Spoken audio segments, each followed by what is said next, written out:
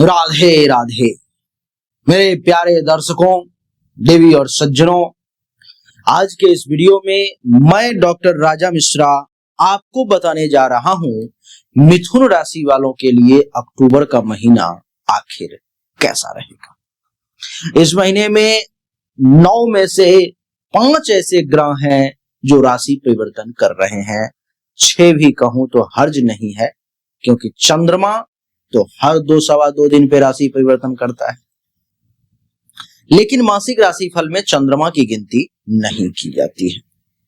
आइए मैं सभी पहलुओं पर मैं चर्चा करते हुए आपको सभी ग्रहों के परिणाम से अवगत करवाने का प्रयास करता हूं कि आपके लिए कैसा रहेगा अक्टूबर का महीना। सबसे पहले बोर्ड है सामने, मैं जो ज्योतिष में इंटरेस्ट रखने वाले लोग हैं उन लोगों के लिए ज्यादा फायदेमंद होगा। आप देखें, ये मिथुन राशि वालों के लिए है। मिथुन राशि वालों के लिए कैसा रहेगा अक्टूबर का महीना, उस विषय पर चर्चा कर रहा हूं। आप देखिए कैसे आपके सामने तुरंत मैं लाइव कुंडली बनाता हूं मिथुन राशि की।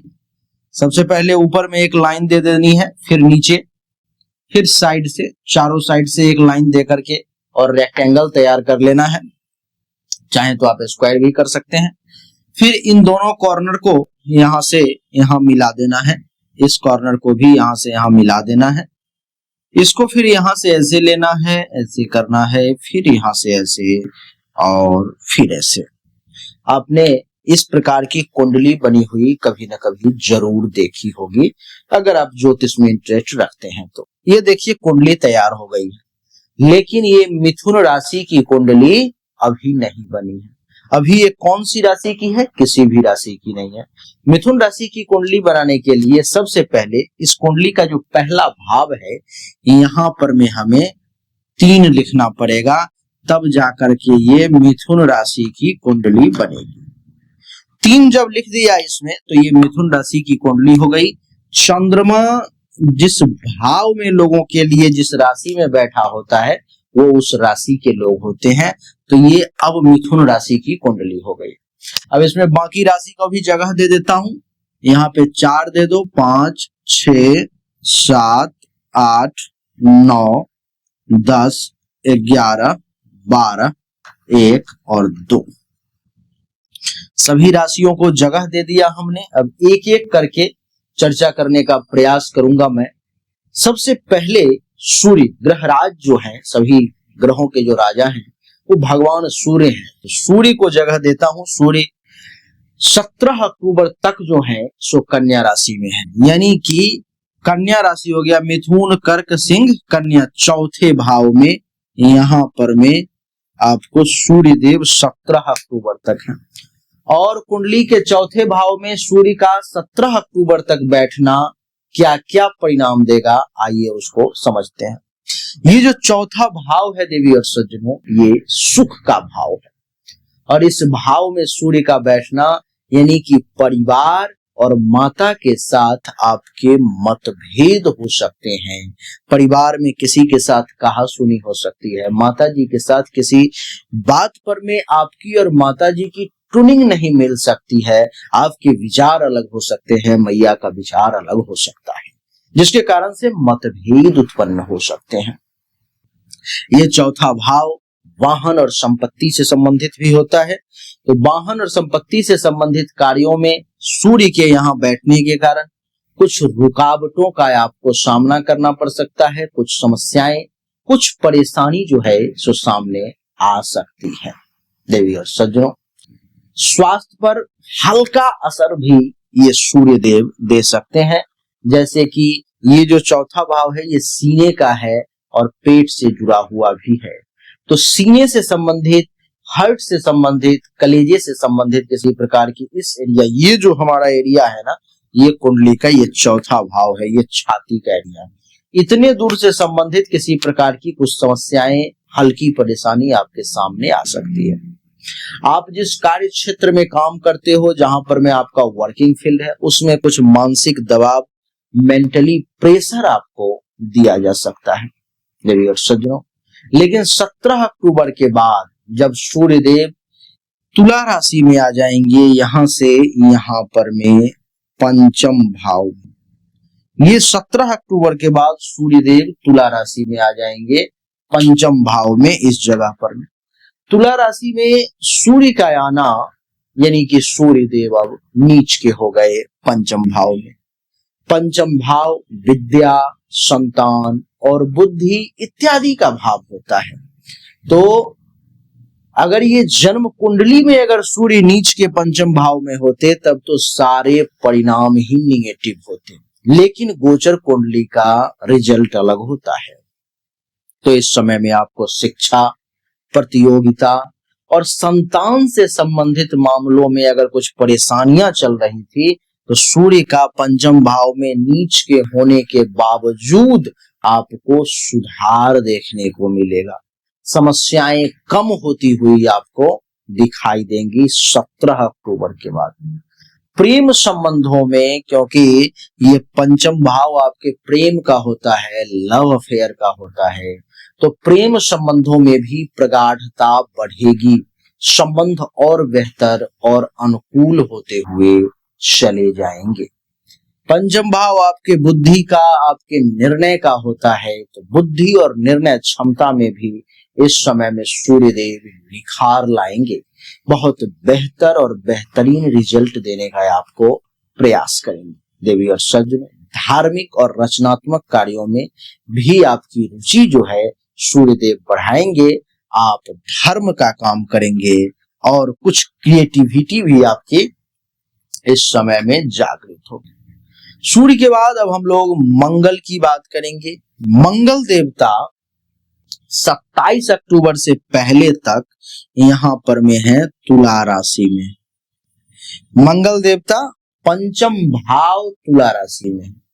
तुला राशि में मंगल देवता के बैठने के कारण आपको बता दूं कि 27 अक्टूबर तक पंचम भाव में है, तो पढ़ाई और प्रतियोगिता, आपका रीडिंग, एजुकेशन और कंपटीशन, इसमें आपको ऊर्जा मिलेगी, आपको ताकत मिलेगी, आपको शक्ति मिलेगी और आप बहुत स्पीडली, बहुत बेहतरीन तरीके से आप संचार कर पाएंगे, बातचीत कर पाएंगे, अपने पढ़ाई में अच्छा प्रदर्शन कर पाएंगे, आप कंपटीशन में बेहतर परिणाम ला पाएंगे, ऐसा मैं देख पा रहा हूं। प्रेम संबंधों में उत्तेजना और विवाद दोनों ही हो सकते हैं। या तो आप बहुत ज्यादा उत्तेजित, बहुत ज्यादा उत्साहित हो सकते हैं, अथवा आप एक दूसरे के साथ वाद विवाद भी कर सकते हैं। संतान से जुड़ी टेंशन या जिद, या यूं कहूं तो जिद्दी व्यवहार आपको परेशान कर सकता है। संतान को लेकर के आप थोड़े से परेशान हो सकते हैं, किसी विषय को लेकर के, किसी बात को लेकर के संतान जिद ठान सकता है, जिससे समस्याएं सामने आ सकती है। 27 अक्टूबर के बाद जब ये मंगल देवता आपके कुंडली के छठे भाव में यहाँ पर आ जाएंगे, जो वृश्चिक राशि 8 लिखा हुआ है, अर्थात वृश्चिक राशि में छठे भाव में आ जाएंगे। और छठा भाव आप सबको मालूम ही है कि ऋण, रोग और शत्रु का भाव होता है। तो मंगल का यहाँ बैठना ये दर्शाता है कि शत्रु पराजित होंगे। दुश्मन 27 अक्टूबर के बाद आपका बाल बांका नहीं कर पाएंगे, आपको बहुत ज्यादा परेशान नहीं कर पाएंगे। कंपटीशन से संबंधित अगर आप तैयारी कर रहे हो, किसी प्रतियोगिता की तैयारी कर रहे हो, तो आप थोड़े से और ज्यादा मेहनत करेंगे और परिश्रम करेंगे तो सफलता मिलेगी। अगर आप हल्के में लेंगे तो ये मंगल आपको सफलता नहीं देंगे। रोग, बीमारी का भी भाव जो है ये छठा होता है, जहां मंगल देवता को हमने बैठाया है। तो रोग में भी सुधार होगा और कार्य क्षेत्र में भी आपकी ऊर्जा बढ़ेगी। हेल्थ वाइज इशू आपके दूर होंगे, काम करने की क्षमता बढ़ती चली जाएगी और कार्य क्षेत्र में अपना एक वर्चस्व आप स्थापित कर लेंगे। नौकरी में प्रमोशन के योग हैं, जहां पर भी आप काम कर रहे हो, वर्किंग फील्ड में हो, वहां पर में आपको प्रमोशन मिल सकता है, इंक्रीमेंट मिल सकता है, अथवा कोई अगर वहां पर में किसी प्रकार का वाद विवाद कुछ भी इस प्रकार चल रहा है जिसमें हार जीत का फैसला हो, तो जीत के योग मंगल देवता बना रहे हैं। लेकिन क्रोध और जल्दीबाजी, क्या क्रोध और जल्दीबाजी आपको नुकसान दे सकता है, तो अपने गुस्से पर में काबू रखें, क्रोध पर में काबू रखें, नहीं तो समस्याओं का सामना करना पड़ सकता है।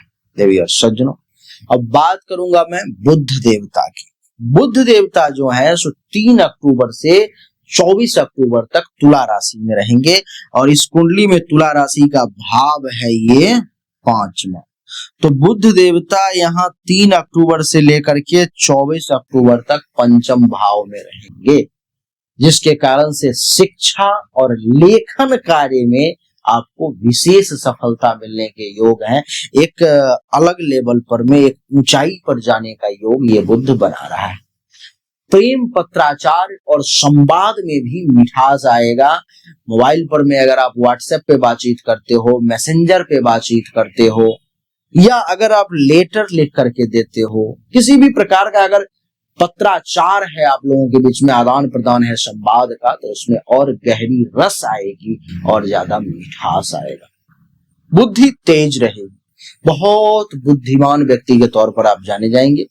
निवेश में लाभ होगा आपका। इस समय में जो है सो इन्वेस्टमेंट कहूं तो मैं बहुत अच्छा रहेगा। आप बहुत बढ़िया तरीके से इन्वेस्टमेंट कर पाएंगे और उस इन्वेस्टमेंट का आपको फायदा भी बहुत जल्द मिल जाएगा। 24 अक्टूबर के बाद जब बुध देवता 6ठे भाव में वृश्चिक राशि में यहां पर में आ जाएंगे। वृश्चिक राशि में जैसे ही 6ठे भाव में 24 अक्टूबर के बाद बुध देवता आएंगे तो आपकी वाणी और बुद्धि से शत्रु पर में प्रभाव पड़ेगा। अपने वाणी की बदौलत, बुद्धि की बदौलत आप विजय हासिल कर लेंगे। देवी और सज्जनों, कोर्ट कचहरी, विवाद या प्रतियोगिता में भी आपको ये बुध 24 अक्टूबर के बाद सफलता दिलाने का काम करेंगे, ऐसा मैं देख पा रहा हूं। लेकिन काम का बोझ और मानसिक तनाव जो है आपका वो बढ़ सकता है, इसलिए काम का बोझ ज्यादा ना लें, बहुत ज्यादा किसी बात को ना सोचें, नहीं तो आपके लिए वो तनाव का कारण बन सकता है। देवी और सज्जनों, बात करूंगा मैं देवगुरु बृहस्पति की। देवगुरु बृहस्पति 18 अक्टूबर तक मिथुन राशि में यहां पर में है, प्रथम भाव में। प्रथम भाव में मिथुन राशि में 18 अक्टूबर तक देवगुरु बृहस्पति का होना ये दर्शाता है कि आत्मविश्वास बढ़ेगा, कॉन्फिडेंस लेवल 18 अक्टूबर तक बढ़ेगा। आपकी नेतृत्व क्षमता, लीडरशिप क्वालिटी भी कमाल की होने वाली है, क्योंकि प्रथम भाव जो होता है देवी और सज्जनों वो मस्तक का होता है और यहाँ पर में मस्तक पर में देवगुरु बृहस्पति आकर के बैठ गए तो अपने आप है कि आपके अंदर लीडरशिप क्वालिटी आ जाएगी।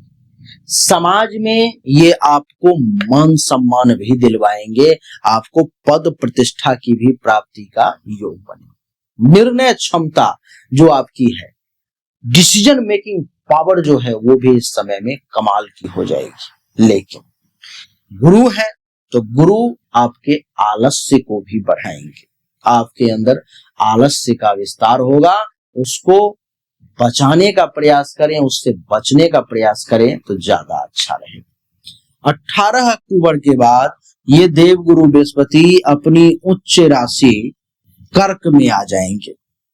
उच्च राशि कर्क में आना यानी कि दूसरे भाव में आना, यानी कि धन वाणी के भाव में आना, परिवार के भाव में आना, अर्थात धन संपत्ति में तो वृद्धि होना ही होना है, इसको कोई नहीं रोक सकता। पारिवारिक जीवन भी आपका सुखद होगा, पारिवारिक तौर पर में भी जो है सो आप बहुत बेहतर कर पाएंगे, पारिवारिक तौर पर में आप जीवन में बहुत आगे बढ़ पाएंगे। वाणी मधुर रहेगी, बहुत मीठा और प्रभावशाली वाणी देखने को मिलेगा। सेविंग और निवेश से लाभ मिलने के योग हैं, क्योंकि दूसरा भाव धन धान्य संपत्ति और बैंक बैलेंस का भी होता है। थोड़ा सा बात कर लेते हैं शुक्र के बारे में। शुक्र देवता सिंह राशि में है, यहां पर में 9 अक्टूबर तक तीसरे भाव। तीसरे भाव में शुक्र का बैठना आपके लिए 9 अक्टूबर तक छोटे भाई बहनों से सहयोग दिलवाएगा। कला, संगीत और मीडिया कार्यों में भी सफलता दिलवाने का काम करेगा ये शुक्र। यात्रा अगर आप कर रहे हैं तो छोटी छोटी यात्रा तो ये खुद भी करवाएगा और उससे आपको लाभ भी देगा। 9 अक्टूबर के बाद जब ये शुक्र आ जाएंगे कन्या राशि में, तो आपको बता दूं कि कन्या राशि में शुक्र जो है सो नीच के हो जाते हैं और चौथा भाव सुख का भाव होता है। लेकिन क्योंकि ये गोचर का फल है, फिर अंतर समझ लो, अगर ये जन्म कुंडली होती तो शुक्र यहाँ पर सारा परिणाम ही निगेटिव दे देते, लेकिन क्योंकि गोचर का फल है इसलिए घर परिवार में शांति देंगे और आनंद देने का आपको प्रयास करेंगे। नया वाहन या मकान का आपको सुख मिल सकता है, अथवा वाहन या मकान से संबंधित आप कुछ काम कर सकते हो या करवा सकते हो। माता से आपके प्रेम बने रहेंगे, सहयोग मिलता रहेगा। विलासिता और आरामदायक जीवन की ओर भी आपका झुकाव होगा। भोग विलास जो है सो निश्चित तौर पर में आप कर पाएंगे, अवसर मिलेगा, आरामदायक लग्जरी जीवन में बढ़ेगी और पैसा उसमें आप खर्च करेंगे। बात कर लेता हूं अब कर्म फलदाता शनि की। शनिदेव मीन राशि में है यहाँ पर में, तो मैं यहाँ लिख देता हूं शनि। शनि के दसम भाव में मीन राशि में बैठने के कारण, और दसम भाव देवी और सज्जनों कर्म का भाव होता है, जिसके कारण से कैरियर और व्यवसाय में शनिदेव धीरे धीरे ही सही लेकिन स्थिरता प्रदान करेंगे। आप स्थिर होकर के काम करेंगे, ऐसा आप जान लें। नौकरी में भी प्रमोशन और सम्मान प्राप्ति का योग ये शनिदेव यहाँ पर बैठ करके आपके लिए बनाएंगे। परिश्रम और जिम्मेदारी जो है आपकी वो भी कमाल की बढ़ने वाली है। कभी कभी कार्यस्थल पर में दबाव और देरी दोनों हो सकती है, जिससे आप थोड़े से परेशान भी हो सकते हैं। राहु देवता इस महीने में कुंभ राशि में है, आपके कुंडली के नवम भाव में। नवम भाव आप सब जानते हो कि भाग्य का स्थान होता है, धर्म का भाव होता है। राहु के यहाँ बैठने के कारण धर्म और भाग्य के मामले में कुछ उलझन का सामना करना पड़ेगा, कुछ उलझने आएंगी। विदेश यात्रा या उच्च शिक्षा की ओर जो है आपका झुकाव इस समय में राहु ज्यादा लेकर के जाएगा। पिता से किसी विषय को लेकर के मतभेद हो सकता है। गुरु या सलाहकार से भी आप सावधान रहें तो ज्यादा अच्छा है, क्योंकि सच्चे गुरु मिलने के योग नहीं है, तो गलत गुरु और गलत सलाहकार आपको मिल सकता है, जिससे आपका नुकसान हो सकता है। केतु की बात करूं तो केतु सिंह राशि में है, यहाँ पर में शुक्र के साथ कुंडली के तीसरे भाव में। सिंह राशि में तीसरा भाव साहस का होता है। केतु के यहाँ बैठने के कारण आपके साहस और पराक्रम और निर्णय लेने की क्षमता जो है सो कमाल की हो जाएगी। आध्यात्मिकता में आपकी रुचि जो है सो बढ़ने वाली है। छोटे भाई बहनों से दूरी हो सकती है, छोटे भाई बहनों के साथ संबंध विपरीत हो सकते हैं। अचानक कुछ यात्राएं हो सकती हैं, कुछ ट्रैवलिंग करना पड़ सकता है, लेकिन ठीक ही रहेगा, ट्रैवलिंग भी नुकसानदेह नहीं रहेगा। मैं इस समग्र कुंडली पर मैं अगर मैं बात करूं, एक बार मैं पूरे कुंडली को देखूं और इस विषय पर मैं अगर आपसे कुछ कहना चाहूं तो फाइनल मेरा सारांश ये होगा कि आपको धन का लाभ मिलने के योग है। गुरु और शुक्र के कारण, गुरु प्रथम द्वितीय और शुक्र तीसरे चौथे में है, तो आपको गुरु और शुक्र के कारण अच्छा सुधार देखने को मिलेगा। शनि और मंगल से कैरियर में, शनि दसम भाव में है, मंगल पंचम और छठे में है, तो कैरियर में स्थिरता और प्रगति देखने के योग मिलेंगे। शिक्षा संतान की बात करूं तो सूर्य और बुध के कारण अक्टूबर का मध्य जो है मिड पॉइंट है वो विशेष लाभकारी होगा। स्वास्थ्य की बात करूं तो छठे भाव में मंगल और बुध से आपको सुधार पर ध्यान देना जरूरी है। परिवार की बात करूं तो गुरु द्वितीय भाव और शुक्र चतुर्थ भाव के कारण पारिवारिक माहौल अच्छा रहेगा, सुखद रहेगा। भाग्य की बात करूं तो राहु के कारण थोड़ा सा उतार चढ़ाव देखने को मिलेगा, लेकिन कुल मिलाकर के प्रगति होगी। तो आपके लिए जो समय जो है सो कुछ अनुकूल और कुछ प्रतिकूल दोनों ही है, और इससे ज्यादा अच्छा ही रिजल्ट मैं मिथुन राशि वालों के लिए देख पा रहा हूं। कैसा लगा हमारा वीडियो आप जरूर बताएं, और बता दूं कि जीवन में अगर ज्यादा परेशान हो तो अपने जीवन रत्न यानी कि आपके जीवन का मालिक है बुध देवता और भाग्य रत्न शनि देवता, शनि देवता और बुध देवता के रत्न दोनों सिद्ध करके या करवा करके जरूर धारण करें। इससे आपके जीवन की ज्यादातर परेशानियां दूर होंगी। अगर आप चाहेंगे तो जो लाखों में मिलते हैं, मात्र 10,000 रुपए में आपको जीवन रत्न और आपका भाग्य रत्न दोनों अंगूठी तैयार करके पूजा पाठ सिद्धि करके आपके एड्रेस पर में भेजी जा सकती है।